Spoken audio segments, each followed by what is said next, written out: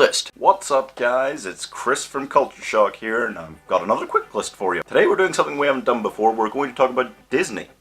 Disney's been doing a lot of live action remakes over the last few years, and I've been generally enjoying them a lot. I think Cinderella was really good, Beauty and the Beast, Jungle Book, it's good stuff. And of course they're going to continue this trend. They've got so many more planned, like 19 I think, over the next like 3 or 4 years. That's just insane. But there's still some that haven't been announced, and I think that they could be soon. So here are 8 live-action remakes Disney should do next. Number 1, The Aristocats.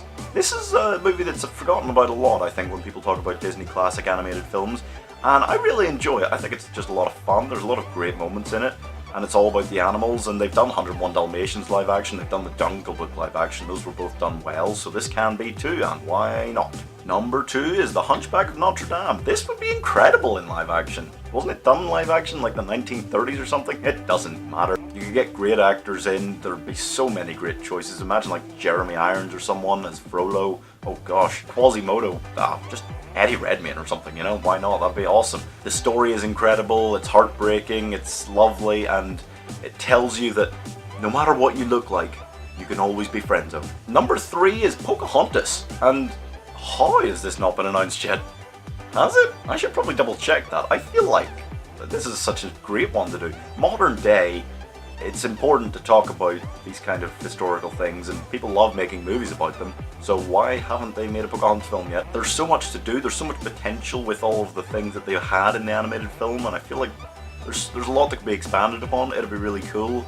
And of course there's epic battle scene near the end, and that's just fun. Number 4 is Hercules. Now I know we've seen some Hercules films in the last few years. There was the Dwayne Johnson one, it's alright, and then there was the, oh god, the Kellen Lutz Legend of Hercules, oh god. But I want to see the Disney version of the story told again in live action, because I feel like huge special effects, big fights, a lot of emotion, some great songs. I can go the distance. I'm kind of surprised that Disney hasn't announced something to do with this one as well. There's just so much potential here. Number 5 is The Emperor's New Groove, because this is pretty much my favourite Disney film. It's just so fun. Kuzco is just the most ridiculous lead character ever. You've got Pacha and Kronk and Yzma.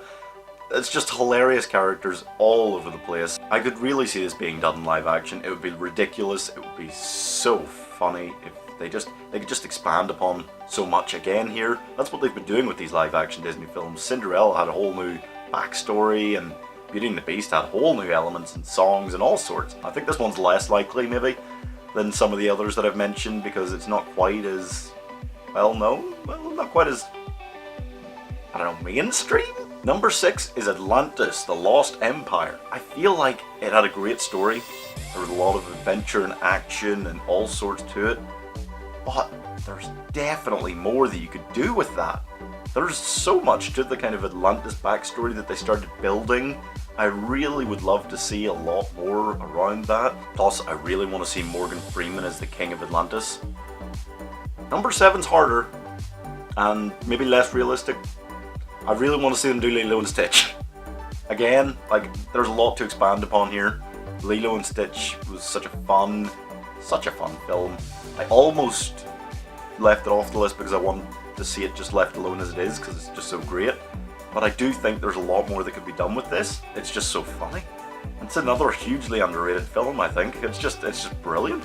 Number 8, the final entry on the list, and it's a surprising one. I want them to do Treasure Planet. Now I know, this is just Treasure Island in space, and we've seen Treasure Island done, and we've seen the Muppets do Treasure Island. That was fun. I love the characters, I love the story, I love what they did with it that really made it feel separate from Treasure Island. I think it's got some of the most complex characters of any Disney film. Just imagine like Emilia Clarke as Captain Amelia. Was that her name? Out of all of these, it's definitely the most underrated. And I know I've said that a lot in this list, but it's true, there's some Disney films that are just hugely underrated. And that is all for this quick list, folks. I hope you have enjoyed. Let us know what you want to see. There's so much in pop culture that we could do more DC, some Marvel, Disney, anything. So just let us know what you like seeing, and we will deliver.